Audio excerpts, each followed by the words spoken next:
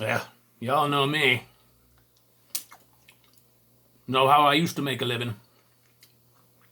Last time you saw me, I'd been bitten in half below the waist. Well, Chief, I'm back. Just half the man I used to be. Sitting here in the old sailor's home. Can't go sharking anymore.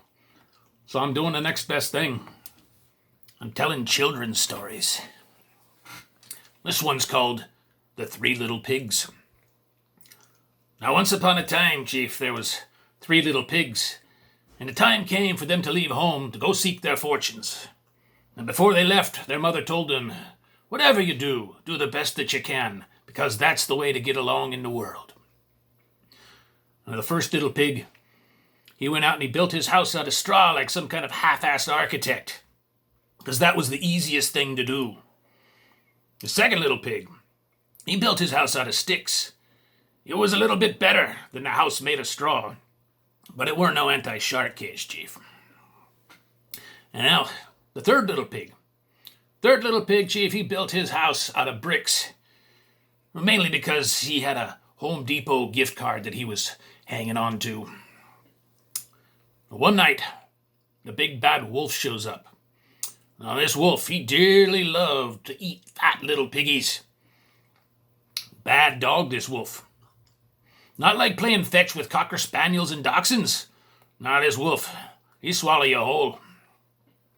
Well, he came along and he saw the first little pig's house made of straw, and he said, little pig, let me in, or I'll huff and I'll puff and I'll blow your house in.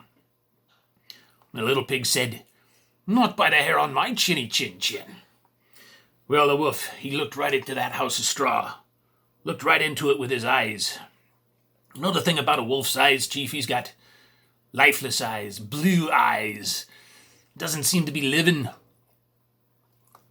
Till he huffs, and he puffs, and he blows your house in. And then he comes in and he rips you to pieces.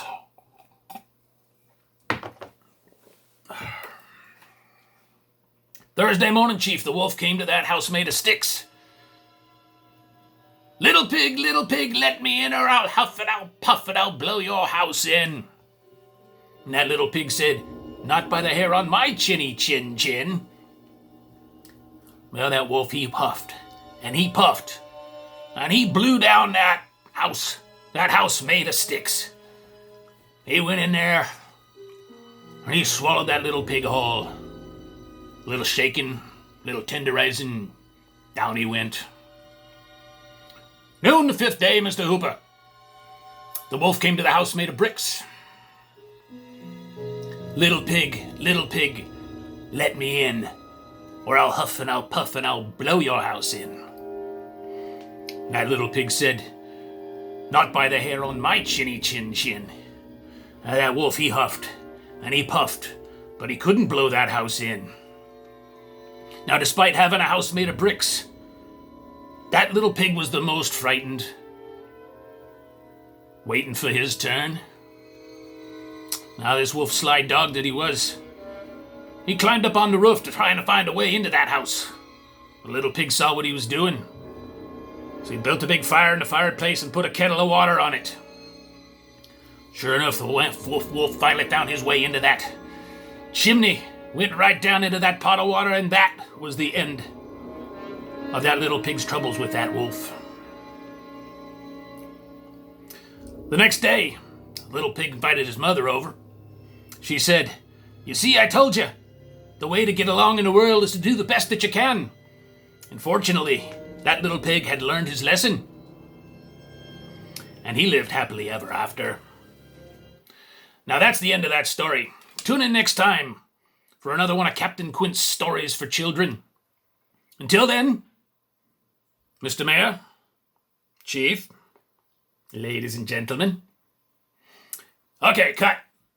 Cut! Hooper, quit playing with yourself and turn off the camera! Ah, Jesus H. Christ, I gotta do everything around here.